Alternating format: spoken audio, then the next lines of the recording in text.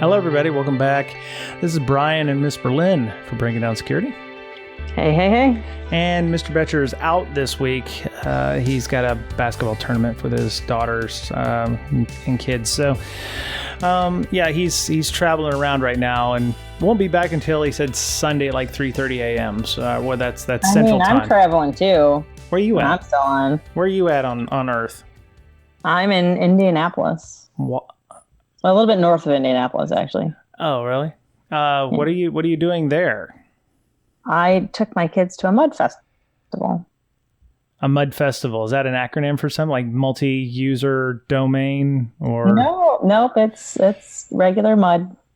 Regular mud. I posted pictures. Yeah, I posted pictures. It's just like what, dirt plus water? They till up a field. And the fire department opens up like the fire hydrant, and they flood it, and then they have games and stuff. How far away were you from where you live? A 3-hour drive.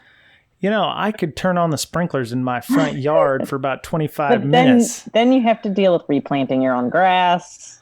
Oh, that's true. That's true. And then they have a really nice water park outside here that's really super cheap. So we also go to that. Oh, yeah. So you go wallow in the mud field and then go play in the water park and wash yourselves off. No. We wash ourselves off in the hotel bathroom. Oh, well, I guess that's the way to do it. That'd be way better. So for those of you who listen to the show, it sounds like, we've been here a week, but it's actually been about 2.5 weeks since we've seen one another. And Mr. Betcher's obviously been longer, because we split that Ben Johnson interview up. What did you think of Ben and his interview there? I loved it. Yeah, I think it really well. I like the leadership stuff. I actually picked up. Wait! I got the book. While we were talking. Seriously, dog. Anyway, so I actually picked up the book that he had mentioned on the show called Mindset: The New Psychology of Success, and I'm listening to the audiobook on that from Dr. Dweck, and it's very interesting. I've seen several parts of my life that I can look back on and go, I was in a fixed mindset. I was not in a growth mindset. I was not trying to learn, which would have been pretty much 9th through 12th grade. One of the reasons that I didn't almost not graduate from high school was because I didn't do my homework and I had a C, D, F average. I need to talk to your mom. Well, I'm dealing with the same issue. Yes. Don't pattern your kid. Don't tell your kids about me because, I'm all successful and making, fat bank and stuff. My options after high school were, according to my mother, the Army or the Navy. And so I picked the Navy because I didn't have money for college. So that was definitely a growing up thing. So I was really surprised. My son's going to the Marines next June. Right on. Yeah, he'll definitely be growing up. Unlike most people, it's like, I can't cut it in college. I got to go home. Yeah, you don't get to go home every weekend when you're in the Navy necessarily. So, suck it up. Yeah. Oh, yes. Growth. It tells you how to detect when you're not in a growth mindset, how to work around, the fact you may be in a growth mindset, but you're kind of stuck. So, I'm still learning quite a bit about that. And, so I've picked up Essentialism, which was one of the other books that he had mentioned, and Team of Teams. So I've got some books I got to read and learn about, and it's helping me, towards my PMP certification, which I'm hoping to get in December. And so on top of that, podcast, PMP, conference, local meetup, I'm just very not busy right now. So yeah, me neither. Yeah. Everything's chill. Yeah. So sorry for those of you who just heard that on Slack. I had to kill my Slack. My bad. So hey, there won't be any trains on this podcast because I'm not recording from home. You're in the Ritz, Indianapolis, or? Yeah, something like that. Nice. But you may hear. Nice. Hopefully not. Yeah. So if you're looking for, some good first books to maybe pick up and understand how you might be feeling the way you feel or thinking the way you might be thinking. Some of the books that was mentioned by Ben on the last week's show would be good. I know Mr. Betcher has mentioned The Goal, and he's also mentioned Thinking Fast and Slow, which are some of the other good ones. So anyway, so what are we going to talk about this week? I thought we might go a little lighter. You've got some stories. I got a story. So why don't you go ahead and start with your story? Which one? I put two of them on there. Let's start with the BA story. Oh, right. Let me reopen it because I don't even know where it went. Oh, there you go. Yeah. So British Airways. Well, this is in pounds, which I don't know how that transfers, but £183 million fine for a data breach, which is huge because that's like under the new GDPR thing, which looks to be like, I don't know, 10, 20 times bigger than the fines previously underneath the data protection. Yeah. According to the story, £183 million sterling is currently, as of today, July 13th, $230,067,051 and no cents. So that's not awful. I mean, what I like is that it appears that governments have finally figured out that they need to make fines hurt. Used to be like, oh, the FTC is going to charge them $15,000. And it's like, well, that's just rummaging through the CEO's couch looking for loose change, right. Or, the CEO's got that in his pocket. He, burns that, or uses that when he hits the bathroom on a regular basis. So it's nice to spend more on that for like employee lunches every day or. Right. That's like 2 hours of operating expense for a company, the size of BA or something. So it's nice to see that these fines are actually starting to hurt. My question is, what happens to these fines? Where do they go? What do they do? Are they helping to improve? Are they being used to help developing countries? I thought it covered that too. Oh, yeah? It's divided up between other European data authorities. Mm-hmm. A lot of the money that comes to the ICO goes directly to the Treasury. Okay. And then it's up to individuals to claim money from BA. Huh. Which, good luck, I guess. I don't know. I don't know if any of that's going to work. That sounds interesting. It sounds different than the United States, where people put out class action lawsuits for several $100 million. Same thing. I mean, technically, those would be individuals acting as one, right? Yeah, and really, in class actions, the only winners are the lawyers. So, with the fat bank. So, hey, I've gotten some big checks from class action lawsuits. Really, such as $5 or something. I was going to say, I get emails from Amazon and they're like, oh, our price fixing stuff, everybody gets $1.50. And it's like, oh, that's fantastic. Thanks. Yeah. Well, so I understand that, they call, let's see, they said, BA said the information involved names, email addresses, credit card information. They're storing credit card numbers, expiration dates, and CVV codes. Wow. Okay. Maybe you shouldn't store the CVV codes.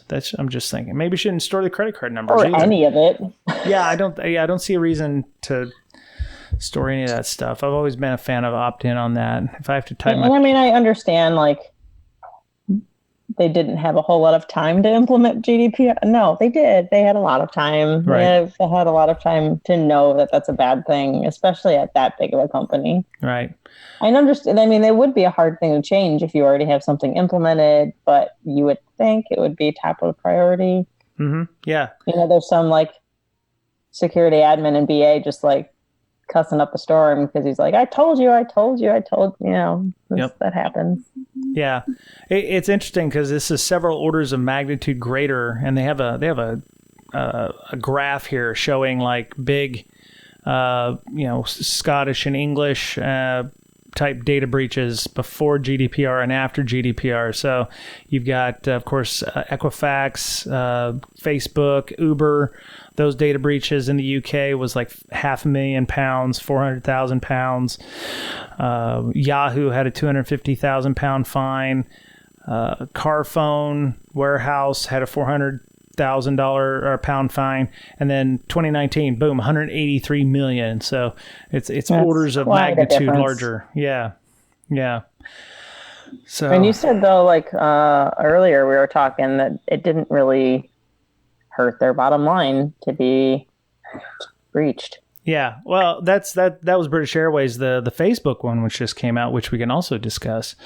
The FTC had negotiated a $5 billion fine for, let me go look that up. Apologies to the listener who emailed us and said he didn't like me typing on the keyboard. So Facebook expects FTC to, or Facebook is going to be fined by the FTC anywhere between $3 to $5 billion as a result of the investigation into its privacy policies, which everyone was like, yay, everybody, real fines, Mark Zuckerberg, Mr. Data is gonna get, but I saw news reports and tweets that said that between when the fine was, when everything was discovered and now that, it's taken them so long to settle on the fine, the market share for Facebook has actually gone up $6 billion. So, even if they end up paying the $5 billion and, assuming they don't appeal any further, they're actually going to set and make $1 billion from this fine and from this privacy breach. So I feel that people are just numb. I mean, it's commonplace anymore. Like, oh, yet another data breach. Like, nobody cares anymore. Do you think that they're ambivalent, or do you think it's, how we're painting companies with regards to fines and fees? Because, Target never went out of business. Home Depot didn't go out of business. It's harder for us to say, well, you're going to suffer reputation damage or you're going to suffer, massive fines or something. Well, it doesn't appear like they actually, obviously it would be better if they had $6 billion versus, $1 billion, but still it's billions of dollars. We're looking at massive amounts of money right now. So there's not really a lot of, I don't know, how do you communicate risk to people when there's obviously evidence mounting that those risks are no longer a thing? But those are for huge companies, I feel. Depending on, a way smaller company, that risk may turn off all of their customers to the point where they do have to close their doors. That's fair. And there are companies out there that do get breached and it's all of a sudden like, well, we can't do anything. I actually do remember a company that just filed for bankruptcy because notifying people of the breach cost them more money than they had. So they ended up having to file for bankruptcy protection. Oof. Yeah. I'll have to find that that story in the show notes. I guess the risk depends on your financials. Right. How large of a company, I'm assuming you are. Right. Well, I guess a lot comes into play. Well, we should have somebody on risk to talk about that because that's interesting. Well, yeah, we're gonna need to find a lawyer. Changed over time. Yeah, my whole question is, for startups and stuff, I guess that they would suffer the most having reputational damage if they were trying to get additional rounds of funding and we've been breached or right. You would have to kind of play the news cycle to get around, we've been breached. Well, we're going to have to wait at least 6 months so people can forget about what's going on, or, they're going to have to negotiate in good faith that, hey, we've done all the necessary things to fix these and this is not going to be a problem anymore. Well, and if you're already having problems getting funding. Right. Like, there goes your chances. Sure. Yeah. Yeah. Time to rebrand. Yeah, more often than not, I've actually seen a few companies that that changed their names because the brand was just broken. So we're no longer. We're just now doing business as. Right. Yeah, doing business as someone else. New and improved, or same shit, different day, or whatever. So, yeah. All right. So let me see what else. Let me go. Oh, is there anything else from that? Send a shiver down spine. So the information. Yeah, after all, the proposed penalty is 367 times as high as the previous record fine, $500,000 imposed on Facebook after Cambridge Analytica. Yikes. I guess that was the one that they got in. The reason it wasn't more at the time was they got it in before the GDPR stuff, which was sneaky on their part because, when they announced it made more sense because if it's after a certain point, they would have been under GDPR. Okay. They say, what next? BA has 28 days to appeal, so they can still appeal it and not have to pay the fine. So they're going to continue pushing this kicking this rock down the road, so to speak, and, gain more market share. Yeah, I also wonder what that process entails. Filing motions. Oh, sorry, we can't do that because of habeas corpus or whatever. Oh, sorry. This is England. That's not, yeah. Yeah, so they got a bunch of, ladies and dudes wearing them white wigs and stuff, barristers or something. Right. Yeah. I apologize for our friends in the UK, but yeah, that I only know how the courts work there because of movies. So, yeah. Yeah. So and every now and then BBC. What's that? Oh, on BBC. On BBC. And every now and then BBC. Right. They said there were no fraudulent transactions from the leak, though. David Champion believes a BA data breach probably led to his credit card being used fraudulently. So somebody bought items in Harrods while he was in Malaysia. Mm-hmm. Yeah, that's a problem. Yeah. That's a problem. I've had that happen before. It's like, oh, are you in Brazil? No, I'm not right now. Thank you for asking. I'd love to be in Brazil because it's a lovely country, but no, I'm not there right now. My card is. So, yeah. All right. So what was one of the other ones? Oh, yeah. So if you're a Brakesec Slack user, you might want to update your Zoom if you've ever joined us for a book club or anything. I know... You're not using a Mac, though, right? Confirm or deny? If you don't want to tell me what you're using, that's fine. I am using a Mac. Yeah. Oh, see, you need to... Yeah, they pushed an update to this, but it was pretty bad. The Wired story that we have in the show notes talks about not only, them pushing the patch out, but how they handled the PR nightmare of this thing. Somebody had mentioned that it would have been better off if they had, handled it better. Because initially they said, oh, yeah, we're not going to fully fix the issue. And what it allowed to do was I could send you a link on a website with Zoom, assuming you have Zoom installed. And it would automatically allow you to join a meeting with your webcam on. Because people are able to do that through just a regular URL. So, apparently the way Apple's security features were set up, they, used a workaround instead of the actual way of doing it inside of Apple. So, if you... So that makes me want to put my little webcam cover back on because I've been super paranoid ever since I took it off. Yes, put it back on. I got a privacy screen that's like magnetic that hooks to my screen, and I couldn't have that and the little thing on at the same time. Why is that? Took it off because it wouldn't, the privacy screen wouldn't stay. Oh, it wouldn't stay. Okay, because what I did was I actually had one that was about, I don't know, it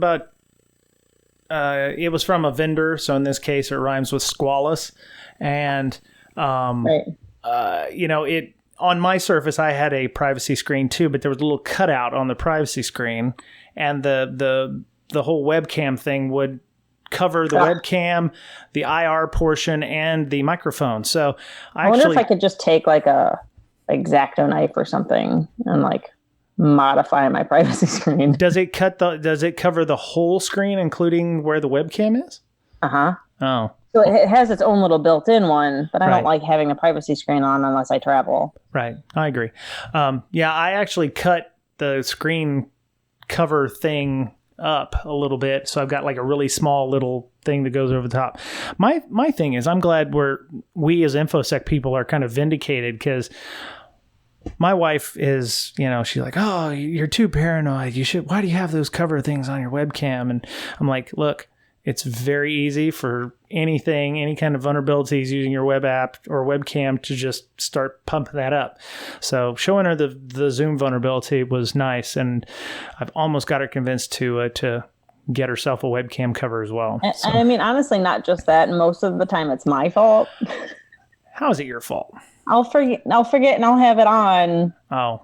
And I don't want to be on, especially for work. Like, I'm usually just in my pajamas at home. And I look like crap. Like, I don't want to be on the screen. Yeah. My folks at my office don't like using the webcam for meetings. I tend to do it only because customers sometimes like to see who they're talking to. So they'll, especially some of the ones I'm working with, they'll actually have their webcams on if they're not dialed in. But I have a Logitech webcam, and it came with a cover.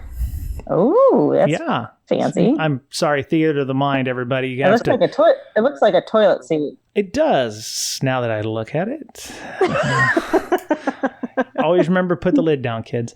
Yeah. So, but it's, now I can't see you. Well, it completely blocks the light, unlike some webcam covers where it'll just kind of make it blurry or super blurry.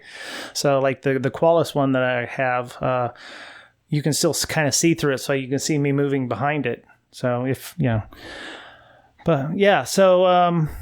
They finally made all the fixes, including one that apparently was a remote code exec. I think they pushed out a fix. There was a previous vulnerability that was disclosed in a bug bounty or something that a third party was asking Zoom to work on. And that affected, I think, both all the OSs, Linux, Mac, and Windows. So there's an RCE that was available and a DOS protection. So if you sent carefully crafted GET requests, I think, to the web server, it would constantly, suggest on the Mac to, bring up the application in that case. So there was a whole mess of things involved with this. Well, I'm glad you went over it, because I knew you said you didn't want to. I know, right? But I have been out of the loop, so now I'm caught up on that whole thing. Yeah, well, it actually got worse because we use Ring Central, which at my place, which is I've used that places before. Yeah, it's just a fancy ass wrapper on top of Zoom. So anything that affected Zoom also affected Ring Central. Yeah. Oh, I didn't know that. Yeah, so if your customers are joining your Ring Central and they've installed software, they're now vulnerable. If they're running a Mac, in some cases. So, I thought Macs were unhackable. No, that was a kick-started computer that actually didn't make it. So, surprise. Yeah. But yeah, if you've got Ring Central or anything else that uses Zoom as as part of the web conferencing suite, you're going to want to look at that too. We actually put in the Slack, somebody had posted some GitHub workarounds on how to disable the web server stuff before the patches actually came out. So I thought that was pretty cool. It's not easy, but you can push that out if you needed to through an update. So yeah, I want to keep it light this week. So we had something about Microsoft Fileless malware campaign. They did a blog post about that. I think I want to wait for Mr. Betcher to come. We can always wait. Yeah. Yeah. And there was a MITRE attack, pre-attack techniques. I added this one because I knew you were interested in the MITRE attack stuff. But I'm kind of it's a little odd. I mean, the one thing I did find not too long ago was somebody actually, I've been looking for a way to do it, because I know like you can pull MITRE with JSON or whatever, like as a feed.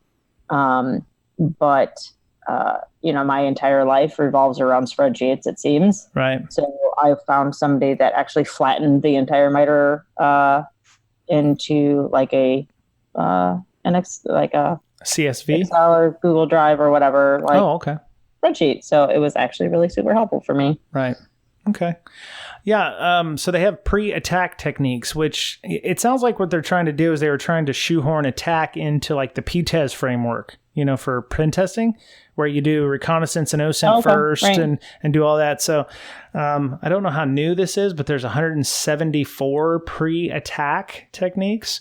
Yeah, that's quite a bit. Yeah, some of them are like acquire and or use third-party infrastructure services. So they're talking about, let me see, detectable to common defenses, explanation hard to differentiate between standard business operations, difficulty for the adversary. They break these things down in these kinds of categories, but I'm not exactly sure how useful this is. Yeah. I mean, it's a lot of stuff that, it's a lot of preventative measures that I guess you should already be doing. Yeah, and some of it's not hard, not easy to defend against. So, like, use of these solutions allow an adversary to stage, launch, and execute an attack from infrastructure that is not physically tied back to them and can be rapidly provisioned, modified, and shut down. So, you're on AWS. You've probably used some guy's credit card number from the British Airways hack. You bought a bunch of AWS stuff, and there's nothing tying you to that now because it looks like it came from Bob O'Sullivan over there in Ireland or something. And so these are kind of interesting. I don't know if they're overly generic, but it's definitely something you might want to look at to just get an idea as to how you might work on those in the future. Some of those make sense. Some of them are just like, informationals. It's like, oh yeah, bad guys are going to use AWS, or they're going to use Azure, or they're going to use GCP right. as well. So yeah. It's a good list to make sure you haven't forgotten something. Yeah. And there's 174 of them. So there's a lot of them. So yeah, it might be good to, discuss. They do talk about command and control and all that. So, all right. Well, I don't have anything else. We can definitely talk about that other stuff later. So, Ms. Berlin, how would people get a hold of you? And actually, let's talk about some of the stuff you've got coming up. Okay. What day is it? It is the 13th it's still of July. It's 13 July. It's still July. So I don't have anything until I'm going to DEF CON. Okay. Which I'm driving again, and not because I've had knee surgery or anything. Good Lord. I want to. Well, you did have fun times the last year. You had were a lot of fun. taking video of semis on fire and 115 degree weather and such. So So we're driving again from Ohio to Vegas. Same people? Is it Lentile and them? No, he didn't go last year. One of the same people. Okay. But then two additional. So have they been before? Yes. Not one of them has not. You got a noob going with you. Okay. Yeah, okay. He's an intern. Does he know about the swimming pool on the roof of the hotel? He'll find out. It'll be fine. Okay. He needs to go check out that swimming pool. It's really awesome, I hear. So right. So I think I'm speaking at Black Hat. They've told me I am, but it's not on the schedule. It's kind of weird. So hopefully I'm there. If not, I'll definitely be at DEF CON. Hey, Black Hat organizers, better make that right real quick. Just hint. Everybody I've talked to has been great, but yeah, I think they're just, nudge, I don't imagine organizing a conference that large is easy. Right. Nudge, nudge, wink, wink. Not as good as a nudge to a blind bat. Gosh, and I think Derby's after that. Yeah, Derby's coming up. I'm going to be there for Python OS hacking. Our CFP is still open until July 20th for both DerbyCon and 44Con. Okay. Megan is actually going to DerbyCon and then directly flying to 44. Like, I'm taking her from Louisville to another airport to fly to 44Con. My goodness. And then she's doing that with my luggage. Wow. And then flying back and like laying over in Detroit so I can just go pick up my luggage. Oh my God. And then flying home, and then she has other stuff that she's doing. That's complicated. Yes. So we've slowly been trying to delegate and find ambassadors to run mental health villages. Okay. Because her and I cannot do all of them there's currently, if anybody actually is in Idaho Falls or are going to go to B-Sides Idaho Falls, we're looking for somebody to run that one. So B-Sides. Yeah, it's interesting because there's conferences on same days, and there's just a lot of people interested. I just sent an email to somebody at Walmart that was interested. Okay. So yeah, it's kind of blowing up, and I am running out of free time. Wait, it's 20 and 21st of September. That's during the week. Maybe. Oh, no, I'm sorry. I'm an idiot. It's Friday and Saturday in September 29. Okay, cool. And besides St. Louis, I think, is on that Saturday. Oh, that's September. And I already have stuff booked for then. And Megan is tapped out for September. Oh, my she's goodness. doing like 3 conferences in September already. Where the hell's Idaho Falls? Apologies to those of you in Idaho Falls. I'm not, up with all of the I've never been geography. to Idaho. I didn't know that people lived in Idaho. You're killing me. It's in Idaho. Yes, thank you, Captain Obvious. Oh, God. I mean, you live close enough to there. You could go run it for me, right? Well, according to the map, it's about this far. It would actually make more sense for me to fly from Seattle to Salt Lake and then drive. Oh, goodness. Yeah, it's in the eastern part. So you know how Idaho looks like an L. It's like right here on the L. Oh, okay. I'm pointing at my thumb here if it's left. So yeah, it's not like B-Sides Boise, which would be closer, a little closer. Right. Yeah. So yeah, stuff like that. We just had our first ambassador run it at SteelCon. Mm-hmm. Lizzie. So that was super exciting. Oh, that's cool. And I just need to iron out a better process for that because I have all these things in my head and I know what I expect of myself. Mm-hmm. I just need to write it all down. Sure. Policy, process, procedure. Those are all important things to have so that everybody gets the same experience every time or as near the same experience every time. Yes. I'd love to talk about ITIL and, CMMI stuff. Right now you're at That's a good idea. I should just do a template process, policy process thing. That's a good idea, Brian. You're like level 1 on the CMMI process. It's like not necessarily repeatable. Like freaking out is level 1 or? Freak out, not repeatable. Yeah, not the same every time. If somebody says, oh, I'm going to set this up, it's not exactly the same.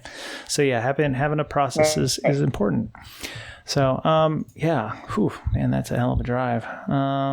Yeah. So that's my stuff, at least until September. Cool. Okay. So yeah, I've got DerbyCon. 2 weeks before that is InfoSec Camp Out, which we've got about 25 people coming to right now. All of our speakers have been mentioned. We posted those on InfoSec Camp Out Twitter, which is at InfoSec Camp Out. We actually we don't have any red team talks. What? No red team talks. So this is a purely defensive security conference. It is a defense/privacy conference. Awesome. Yes. And I really wish I could go. I'm very sad. That's okay. So just for those of you who might be interested, we have Brett Shavers, who's going to be talking about mobile device geolocation, how to prove that they were where they say they were when they were. We have Ms. Wendy Knox Everett and another person possibly doing a privacy panel. It's based on a talk that they gave at a SkyCon talk, something like that. The one in Vegas that isn't recorded and it's up in a suite somewhere. Okay, Sky Talks. Yeah, we have a lady who is a Red Cross ham radio communications instructor. So she's going to talk about disaster recovery stuff. So like how to do go bags and how you can communicate over ham radios and do emergency comms, which is something very interesting. Adam Baldwin, who we've had on the show here, he's the VP of security for Node.js. He's going to talk about some of the things that have been going on recently, security initiatives initiatives and whatnot.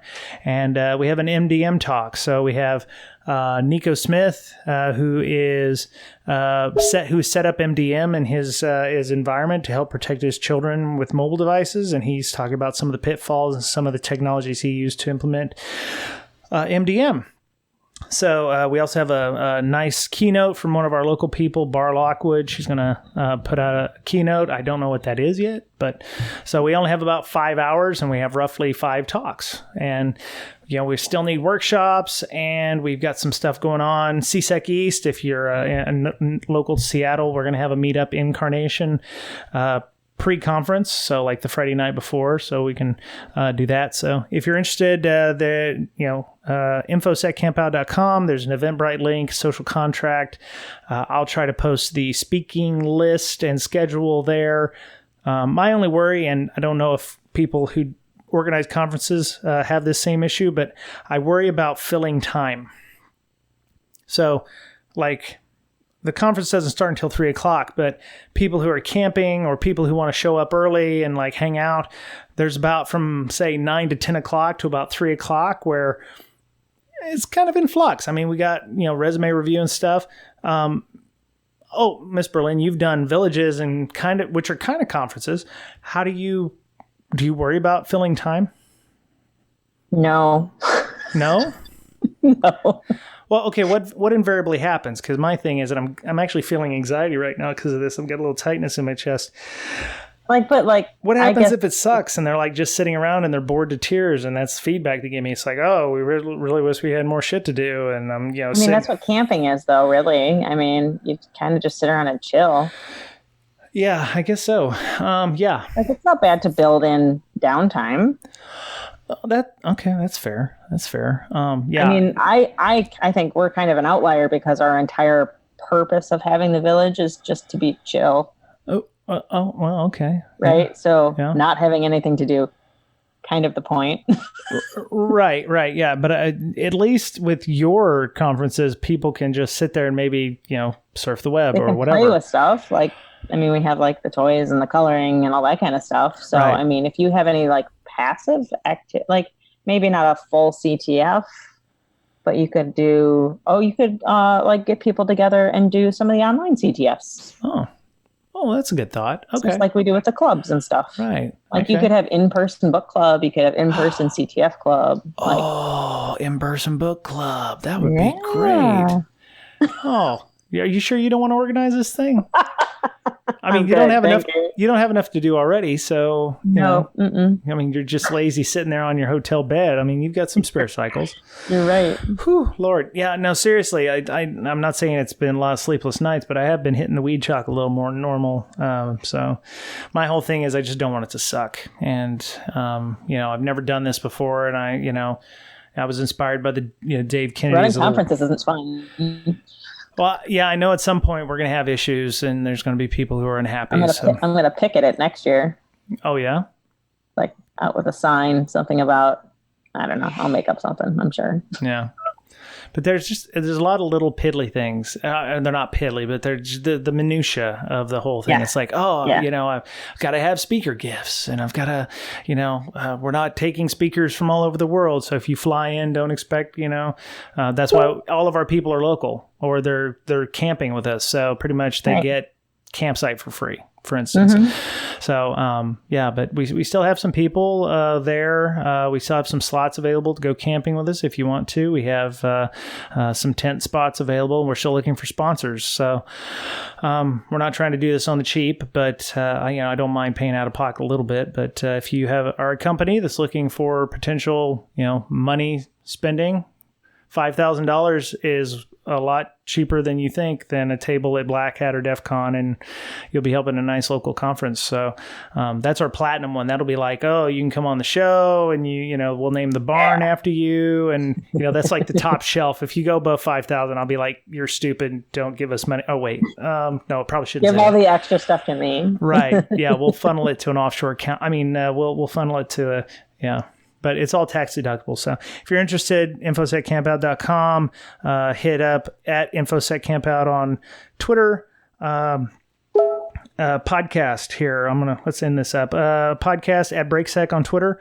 Mr. Betcher, you can find him at log-md.com, where he creates an application to help you get better and help you find where you're deficient in logging. And it also has some forensic tooling in there.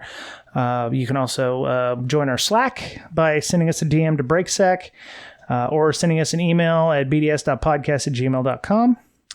Miss Berlin, how would people find out about everything you're involved with? Well, I've not been on Twitter a whole lot lately. Well, who runs the Hackers Health Twitter handle? Both Megan and I. Okay. Both Megan and I. Right. Yeah. So at Hackers Health is our mental health hackers one. Right. We do have a T-shirt campaign going on right now that you can actually, if you are the winning donation, get a DerbyCon ticket. Nice. Yeah. It is our last one to give away. Very cool. That one's going on. You don't have to get a T-shirt if you don't want to. You could just give us a bunch of money and then you could win a T-shirt, win a DerbyCon ticket. Oh. Or I'll be in Slack. Yeah. Okay, cool. Yeah. So, I'm sorry. So this time last year I was at B-Side Springfield, Missouri, which is going on this weekend. Seems to be kicking ass and taking names. So it's a second. And one of our moderators, JB, who works for Fortune 1 down there in Bentonville, Arkansas, tweeted out just now. He's like, had an awesome time with West End, but also missed Brian Brake and his mom, because I brought my mom last year because I spoke there. I'll have to think more later about everyone we missed. So, yeah, B-Side Springfield, Missouri, if you didn't get to go, that's a nice, awesome, well-run, even on their first and second years here, B-Sides. So, and it's fairly centrally located. It's just a hop from Chicago or Dallas. So next year, if you need a good B-Sides and you live in the Midwest, it's a really awesome place to go. So, and that's where my mama lives. So anyway. All right, so we have a TPub store if you want to buy a T-shirt. If you can't do Patreon, if you don't want to give regular amounts to Patreon, you can buy a shirt. I think we have TPub allows for male cut, female cut, unisex T-shirts. We have coffee mugs. You can get stickers. You can get pretty much anything you want, any kind of accoutrement you want to add to your laptop or to your person.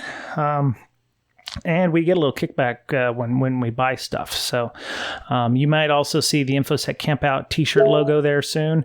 What was that? Did you just download a file? Can you hear that? Yes, I did. So did everyone else. It's global. Sorry. That's okay. Well, I have my headphones in. I don't know why you can hear things happening in my other tabs. Well, it's the same thing with the Slack. So you're hearing notifications. So anyway, all right. Well, that was it for Breaking Down Security. Ms. Berlin, thank you for joining me. And next week, I'm sure you'll be at home. Yeah. You'll be back home? Okay. And Mr. Betcher will be back, and we'll have some good times and talk some more InfoSec. So, from the world headquarters here, that was it. Have a great week. Be nice to one another. Don't follow InfoSec Drama on Twitter.